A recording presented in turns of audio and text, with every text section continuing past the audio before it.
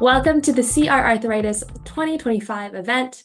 My name is Ellen, and I'm the Programs Coordinator at Arthritis Consumer Experts. Today, I'm joined by Dr. Gerschman, who is a pediatric rheumatologist in North Vancouver, British Columbia. He is also a clinical instructor in the Division of General Pediatrics at the University of British Columbia. And in his practice, he specializes in pediatric rheumatology, sport, and exercise medicine. Thank you so much for joining us today, Dr. Gerschman. Well, thank you very much for having me. So, Dr. Gerschman, I know you'll be presenting at the CRA conference on the topic of AI scribing, and we'll get into that, everyone. But before we get there, can you share a little bit more about yourself, how you're involved in rheumatology, and maybe how sports and exercise medicine also came into the picture? Sure, thank you. Yeah, I I've sort of lived a little bit in both worlds. For about 8 years or so, I worked actually in Calgary at Alberta Children's Hospital, doing pediatric rheumatology in the with the team there. And I've also done a bit of work in Winnipeg and in Edmonton, and also several times also over in Vancouver at BC Children's Hospital. But for about the past dozen years or so, I've primarily been working in the community as both a pediatric rheumatology or pediatric rheumatologist, but also as a pediatric sports medicine doctor.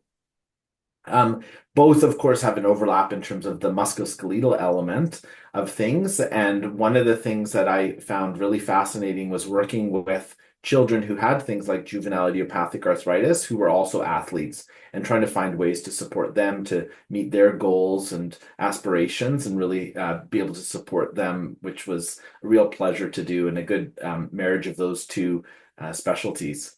I've also been working very closely with the Canadian Rheumatology Association for the last several number of years, connecting those of us in the community doing pediatric rheumatology, and more recently been working on the board at the CRA as well.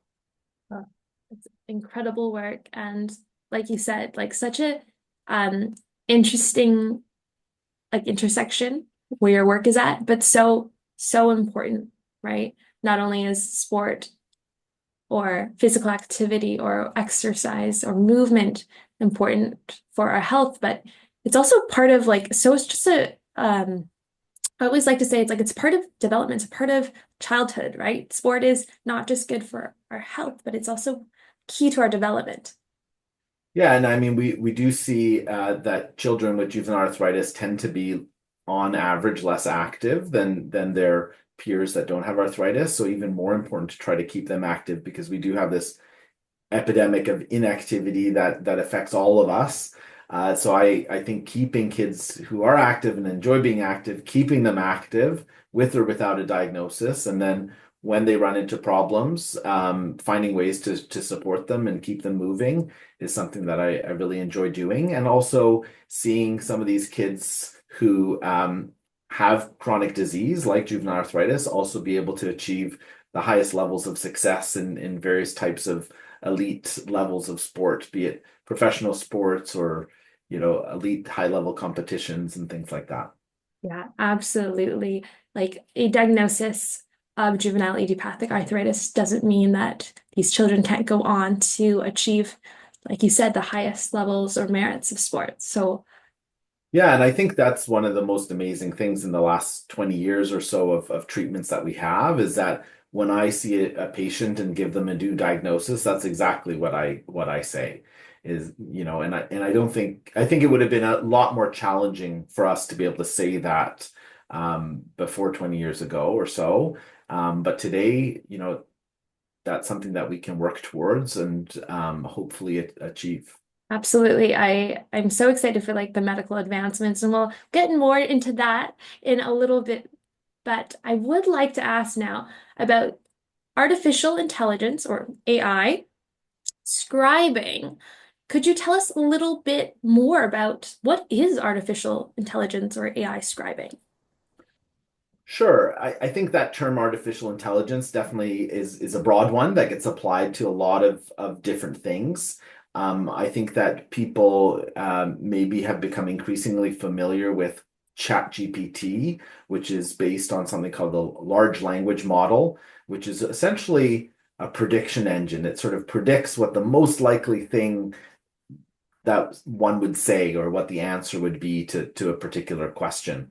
And we're seeing more and more applications of using AI, including large language model tools, in medicine. And one of the reasons why this is really interesting and exciting is that one of the things that is probably the most draining on physicians and rheumatologists is all of the charting, clinical documentation, and administrative work that we have to do to support our practices and make sure that we're capturing our encounters with patients and so on. And I think that's sort of the least fun part of the day in general. And these tools provide a potential solution for that. And so what AI scribes are they are specifically made for healthcare settings with appropriate privacy considerations and security considerations. But they're there to basically listen to the conversation and the encounter. And instead of me spending hours at the end of the day capturing those discussions and notes, the AI kind of supports that and is able to get down a first draft of what that documentation might look like. And then I can go in there and verify that it's indeed correct, make changes and edits that might be needed, and then be able to save it to the chart as I would otherwise. And so it really has that potential to reduce the amount of time that I would otherwise spend capturing some of that documentation. Yeah, like you said, AI, broad field, and specifically we're talking about the use of a large language model, like you said, a prediction tool, to alleviate some of, like you said, this burden of charting. And I really think this is such an important topic because it's not just in medicine, it's also in my case, physiotherapy as well, right? Well, you could argue that's medicine. Yeah. It, there's so many allied health professionals that have to chart to keep notes. So if you've ever been in a hospital setting, like I am in myself right now, you are like, why are the nurses outside the rooms? Why are they on their computers all the time? It's like, no, they are constantly charting, putting in orders, ensuring that the orders have been filled and everything is very precisely documented.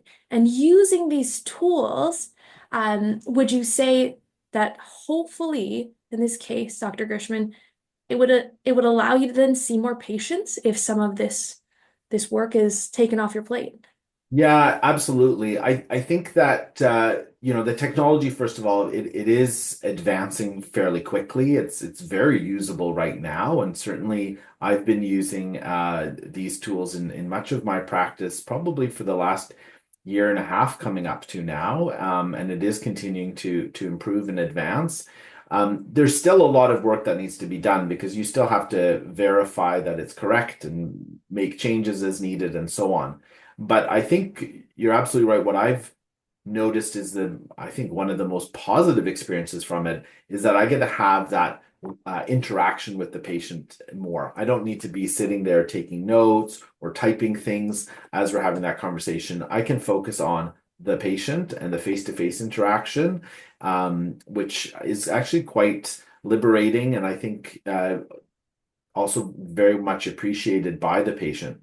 If I can save additional time and see extra patients on top of that, even better. I don't know if for specialists and certainly for rheumatologists, I don't know if we're quite there yet. Certainly for family doctors, they do talk a lot about that. Sometimes their notes are a little bit, the way that they're structured is maybe a little bit more straightforward than some of our notes are. But the experience though, and the amount of energy that it takes to have to think about what you're documenting and is a lot improved by using these AI scribe tools. And I think that it's like other administrative tools that we have. We use computers to capture different information, and in labs come automatically into our system now and things. So this is another tool that's meant to help facilitate that engagement. The AI itself is not making any decisions or sort of substituting the doctor's assessment or plan. Instead, it's just capturing the conversation that we're having. And if I tell a patient, I think you've got a flare of arthritis in these three joints, and we need to start this new medication, that's what the AI scribe's capturing. It's not coming up with that plan on its own, or at least it shouldn't be. Absolutely. And I've heard the word oversight. There will always be physician or specialist oversight with these tools. And like you said, everything is checked, everything is read over. But in the moment, and myself going through this right now, if you see 8 patients in a row and don't have a break, your memory, like I currently do not have capacity to remember exactly what I said in the first conversation I had at 8 a.m. And I really do wish I, was had more time to take notes. But then I'm in a place where like I'm not looking at the patient because I'm there with my notebook. So I can really see the value in this. Yeah, and I think, I mean, sometimes it has a lot of unintended positive consequences. I like I said, that sort of face-to-face time, not having a notebook that you're scribbling in or whatever is certainly one of them. Depending on how you like to structure your day, I mean, some people are running late because some physicians are running late because they're busy trying to capture all those notes before that next patient. Because it tends to be that at the end of the day, you're more tired, there's more nuances to try to remember. And so usually it takes you 2, 3 times as long to sort of complete a note at the end of the day compared to if you're doing it at the time. Um, I think with the AI scribes, it's a little more reassuring that if I do leave it to the end of the day, I've got that basis there and it's a lot easier. I'm not staring at a blank screen or my scribbles. I've got something to work off of and it's a lot easier to come back to. So sometimes if I'm running really late, I'm not as worried about completing all my notes right there on time, putting me more late. So in fact, I'm able to stay a little bit more on time. It means maybe I'm doing some of that charting work after patients, but at least it's easier to do than it would otherwise be. Yeah, I like you said, we are so new to this, all of us, patients, clinicians, scientists. We are just learning about, like, as you said, the unintended consequences. And yes, we are navigating the pitfalls of any new technology and trying to implement it. So yeah, very exciting. I think some of the things too that people don't even realize, I can ask these AI tools to create summaries for me to give as a handout to patients. So if we've talked about a lot of complex things and different types of medications and their types of side effects and things like that, I can have the AI scribe generate a summary letter that I can then print out and give directly to the patient to take home and think about those things. And in fact, some of those AI scribes will also do different translations. So recently, I've had some patients, refugee patients from Ukraine, for example, and language has often been a challenge. And so at the end of our visit, I'm able to take that patient summary and ask it to be translated. And I can give that handout to the patients and check with them that it sort of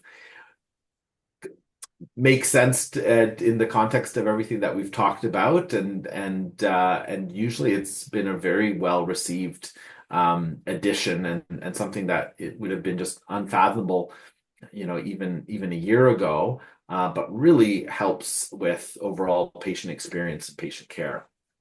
Yeah, I, I, especially like living in British Columbia, being a very large hub, like there's so many diverse cultures, diverse ethnicities that something like that is such a game changer.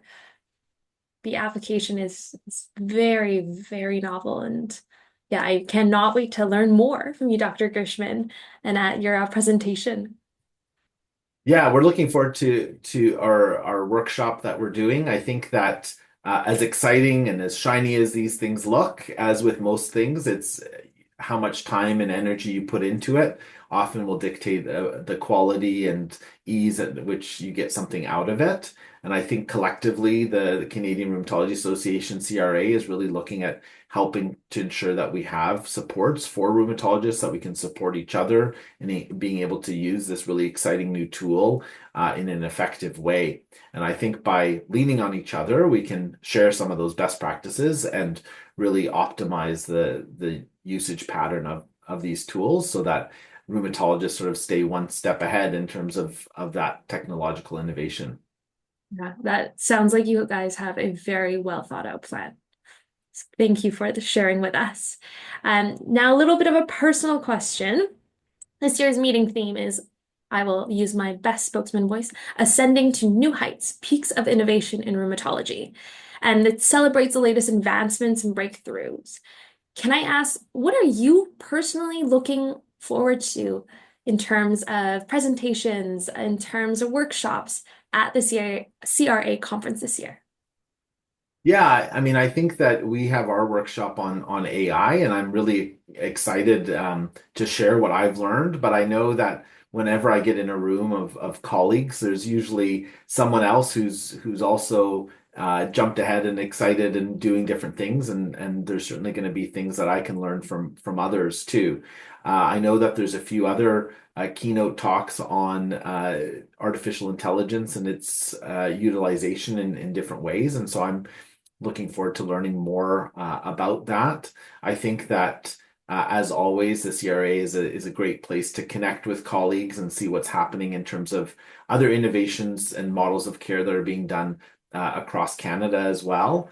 And it's always something that you can walk away and learn with and try to apply back at home as well. And in your opinion, what is the keys for success when we put these advancements, especially these technological advancements in practice? I know you had touched on cross collaboration. I know you had touched on this iteration, right, and sharing information, but anything else we should keep in mind? Yeah, I mean, I do think that we all do get excited about shiny new things. And that's great. And I certainly encourage people to be innovative and try new things and try to do things differently. But I think we have to temper that with, what is the bigger picture, and is it actually saving me time or improving quality of care, or improving the sort of the patient experience or the physician experience and so on. Because sometimes these technological advances on the surface seem like a good idea, but actually end up just adding to the burdens of the work we do. And certainly there's studies going back the last couple of decades that show that with the move towards computers, we've seen that it takes people more time to do the administrative tasks. It takes away from time, face-to-face time with the patient, just like you gave in your nursing example, out of that room and working with these systems rather than good old-fashioned scribble something on a piece of paper.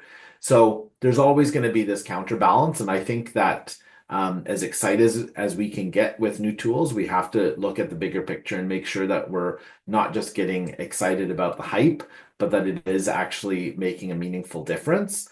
And also understanding the supports that often need to go into place to help support people not only be oriented and onboarded to using new tools, but also being able to maintain their use of it and checking in from time to time to make sure that there are ways that we can try to optimize how they're using it and so on. Yes, absolutely. I always think of I got to be optimistic because I am optimistic about AI, but we as clinicians, scientists, patients are diligent about how we use these tools and asking ourselves, as you said, are they really improving patient care? So, such strong messages, and I hope the audience really enjoyed that session because I had learned a lot. Dr. Gerschman, thank you so much for sharing your afternoon with us, and we wish you safe travels to the conference. My pleasure. And with that, hope everyone has a wonderful rest of their week, and remember to tune in for the next episode of CR Arthritis 2025. Thank you. Goodbye.